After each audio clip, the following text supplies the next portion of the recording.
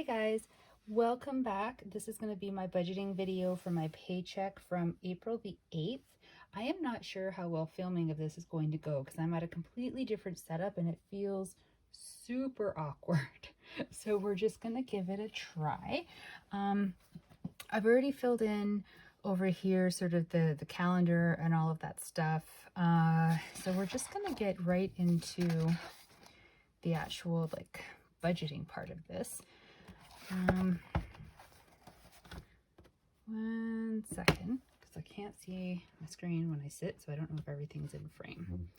Yeah, this is going to be super awkward. I may be back at my other spot next video. Okay, so we've got, what's my balance?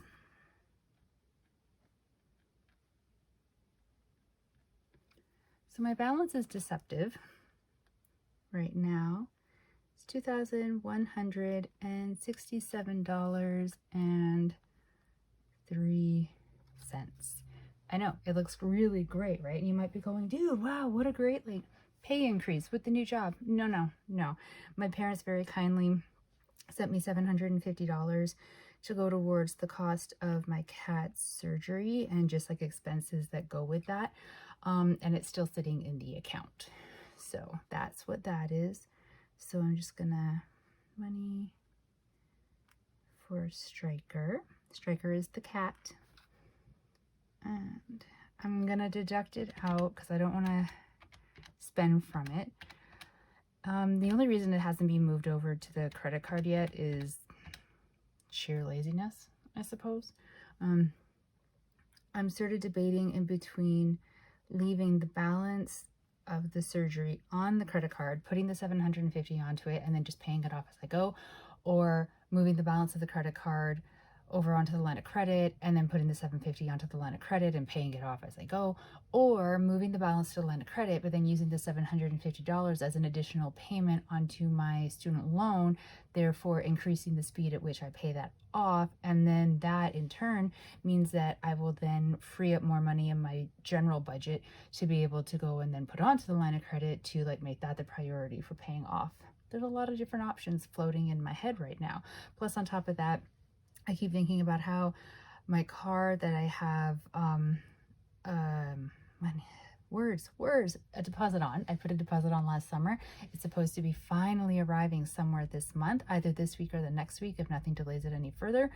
So if that happens, I need to find in my budget the money for the car payment, which I'm so confused because I was paying $250 in gas before, what was my old job with the commute.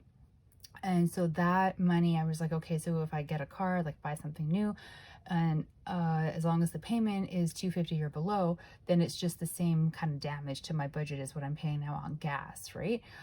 Which was my whole working theory behind it, and it made sense. But ever since I switched jobs and I don't have to put $250 towards gas, I honestly have no idea where that money in my budget has gone to. If you'll see at the end of the math, that I'm I could not have fit $250 in there. What the hell? But then I realized it's because I'm making such larger payments than I was ever doing before onto my student loan. So once I clear up paying off the student loan, that'll open up the budget and things will be less tight. But I've got to get it paid off. I'm not going to get paid off in the next 2 weeks before the car comes in. But you know what I mean? There's a lot of things happening right now. Ugh, the stress. I am stress eating like you wouldn't believe.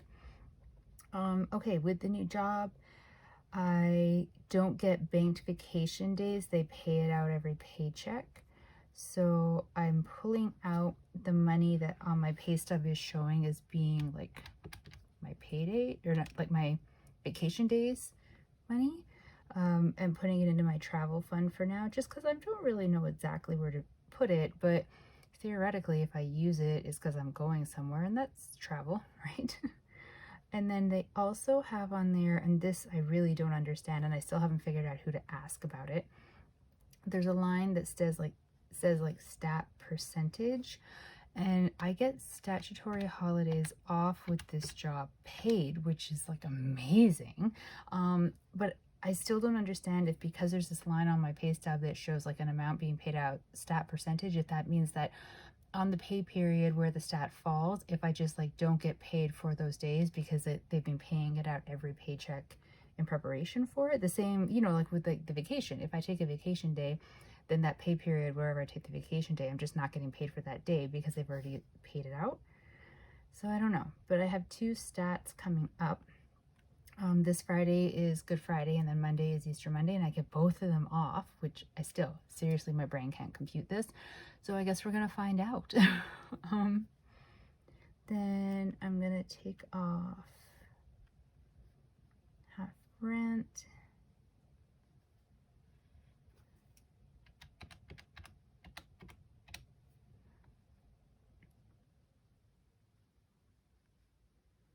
Look at how low that is already, just by taking off those things. Oh, it's painful. Okay. My student loan, the first payment.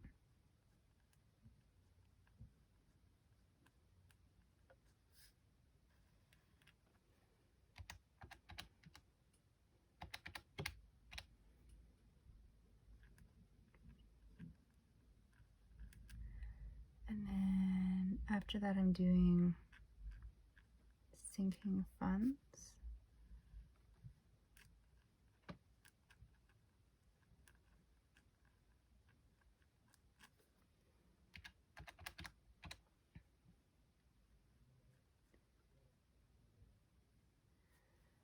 And then what am I doing? Parking. So I have to pay for parking at work.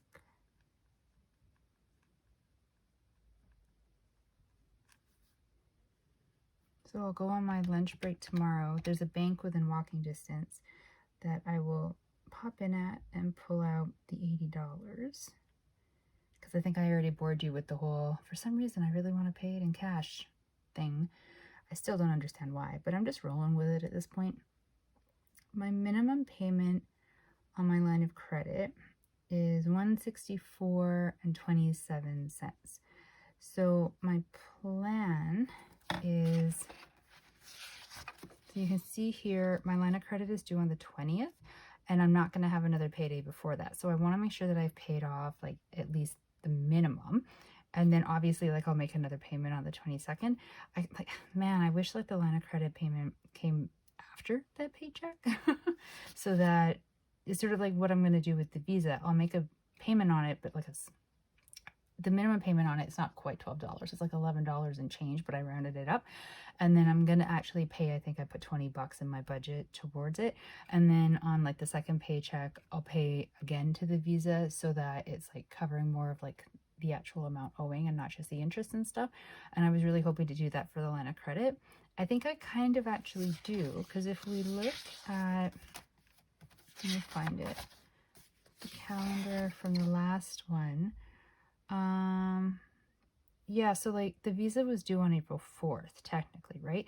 So I made a payment there and I made a payment there, and it went towards, like, I don't know. I don't know where I'm trying to go with this. Let's just ignore me. Okay, we're gonna move on. I don't know where I'm trying to go with this explanation of what I was hoping with the payments.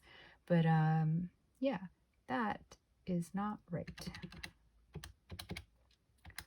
436.52 minus 164.27. That looks better. 272.25, and then yeah, minus